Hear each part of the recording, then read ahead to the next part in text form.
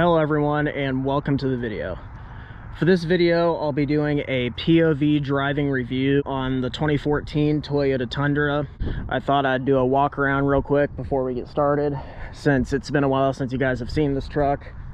I think the last time I filmed it was probably the 10-year review, which would have been in June or July, whenever I uploaded it.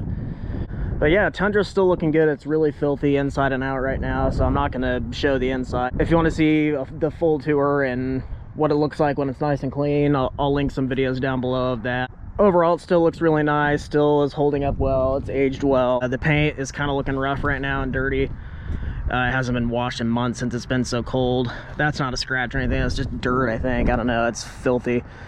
And hasn't been washed in months, and it's been sitting outside for the last 3 years, ever since my brother started driving.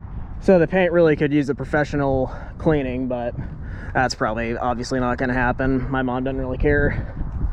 But since it's freezing outside, we'll go ahead and get started. And as I mentioned before, my mom got these seat covers because surprisingly, there is leather seats under here, but surprisingly, the leather has really not held up.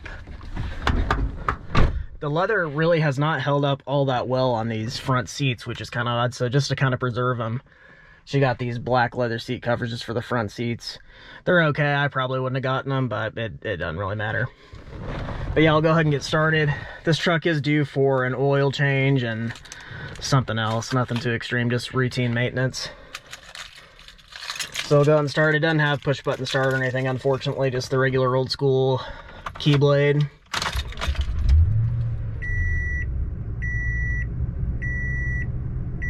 So yeah, everything still looks good in here. Interior's kind of dirty right now, but overall, when it's clean, it still looks pretty much brand new in here. And like I said, the outside's looking a little bit rough, but with the wash and a good professional detail and buffing, it would look like new again. So not that big of a deal. And yeah, everything still looks really good in here. This thing has been a beast. It's been a great truck. So yeah, like I mentioned before, this truck, I don't drive it that often, but I've driven it a lot since we've had it for so long, obviously. But it hasn't seen a whole lot of screen time on the channel, and it's just not at the house very often, and nothing really ever changes with it or is worth it, you know, updating about over a video. So it still has literally like no miles on it for its age. It only has 78,000 miles, and it's a 2014, so 11 years, 78,000 miles. That's basically nothing, especially for a vehicle with this engine, which, as you guys probably know, several of this generation of Tundra has lasted 1 million plus miles, which is beyond impressive. These second-gen Tundras are one of the most reliable vehicles out there, and the 5.7 liter naturally aspirated V8 is one of the most reliable engines out there.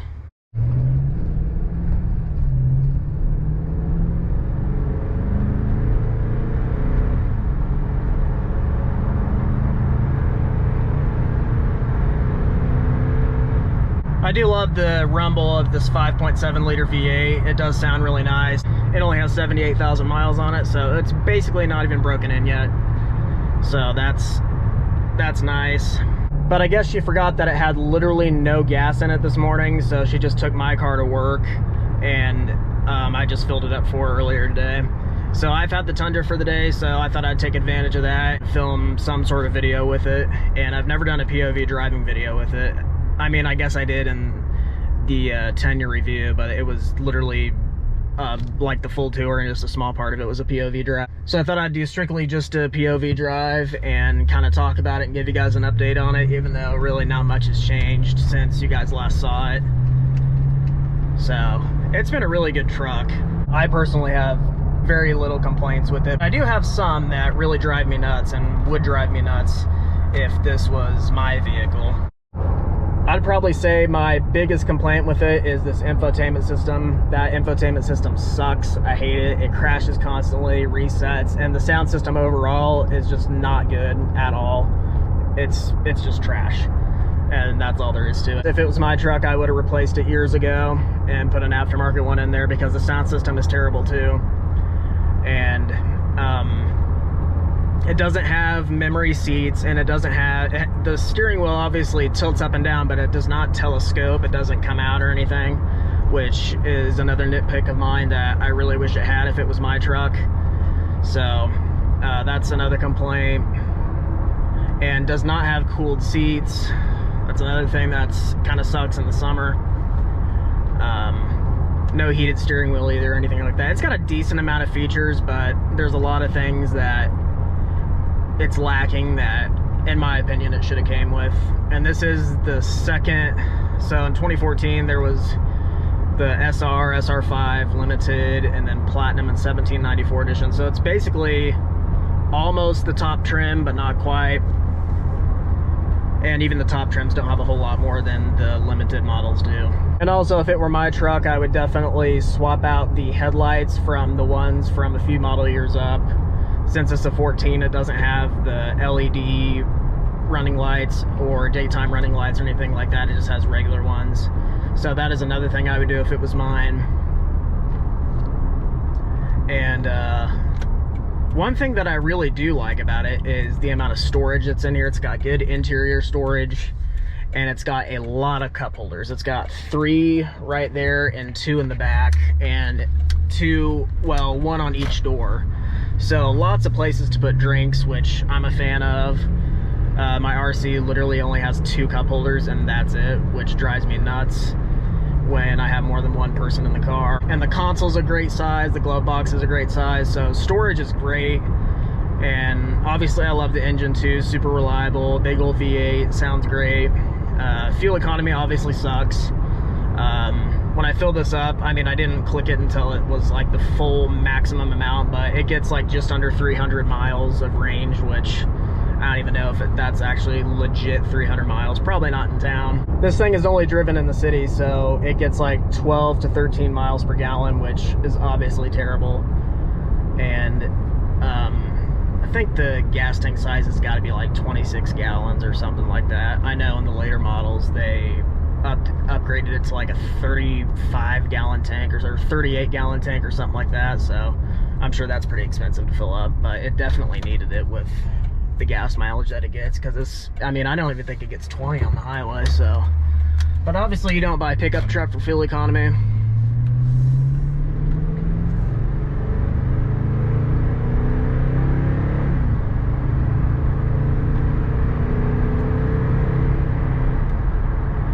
And yeah, I do really love the sound of it. I'd probably even upgrade the exhaust if it was mine. But yeah, very little complaints, and it's overall a really decent truck, especially for the age. It's aged well, and obviously this generation of Tundra was out for a long time. This second generation Tundra came out for the 2007 model year and had its first major mid-cycle refresh in 2014, which at first I thought it was a full redesign, but it wasn't. Completely redesigned this interior and all that stuff. So this was the first model year of the mid-cycle facelift. And then they did another slight update in 2018. I believe that's when they added the bigger gas tank and updated the infotainment system a little bit, and it still sucked even after they updated it. But they added Apple CarPlay and stuff and didn't make any bigger of a screen, which was kind of weird. But and then updated the headlights and stuff. It had LEDs and all that good stuff. And I feel like that was it. They might have done something else in 2020, but I can't exactly remember. But overall, the truck has, this generation of Tundra remained basically the same from 2014 to 2021, and after the mid-cycle facelift, but there were still major similarities from even the pre-facelifted Model 2. So this generation Tundra was in production in total from the 2007 model year up until 2021. So it had a pretty good run. They obviously sold well over 1 million of these, and they're great trucks. They really, really are. I will say, driving it, it definitely drives very raw and very trucky. Like, there's not much luxury as far as how it rides and how it drives. It's very much a truck, which is, I mean, you can look at it either way. That's a really good thing, or if that's not your thing, then I guess it's not. But I like how it drives. It's very raw. Yeah, and it rides okay. But I will say, when I drive the Yukon Denali, it's definitely a lot more comfortable and drives better in my opinion. But that's a luxury SUV, so you can't really compare the two, even though that is technically based on a pickup truck platform. And obviously the age difference as far as generation and all that stuff. So whenever I drive the Yukon Denali, I will say it's more comfortable and drives better, but this one's not bad at all. And the Yukon also rides a lot better on the highway. The road noise is a little louder in this one as well, but it's an older truck, but in general it does drive really nice. I will go ahead and take it on the highway a little bit.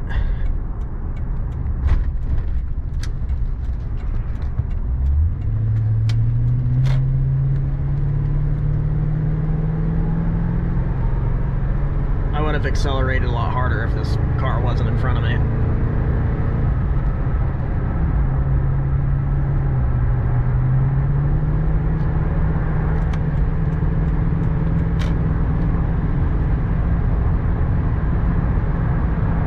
But yeah, cruising out about 75 miles an hour, it rides pretty good. Road noise is kind of loud, and you can always hear a constant engine rumble, which I personally like, but I don't know if everybody would.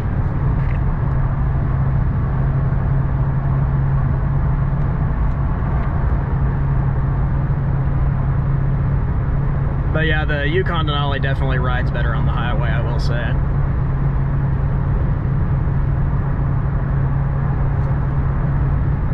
And if you hear rattling and stuff, that's just all the junk that's in here, and there's a bunch of crap on the key fob too, on the key ring.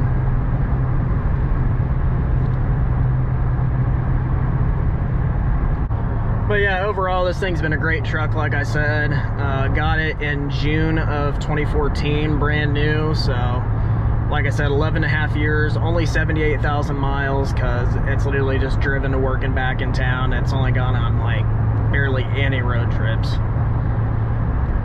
And yeah, and the town that I live in is not very big, so that's the reason for the low mileage. And obviously I don't think it's going to go anywhere anytime soon, if ever. It's such a good truck. I'm sure my mom will get a different daily driver eventually sometime, but I don't see this truck going anywhere anytime soon, because it's just been so good, and it has literally no miles on it for what it is, like I've said. So yeah, I really love this thing. It's been awesome. That pretty much wraps it up for this video. I just want to come on here and do a quick POV driving review video, since I've never done that before with the Tundra, and the Tundra just doesn't get that much screen time in general. So I thought I'd do a quick video on it. And yeah. So yeah, that'll do it for this video. Thank you guys for watching.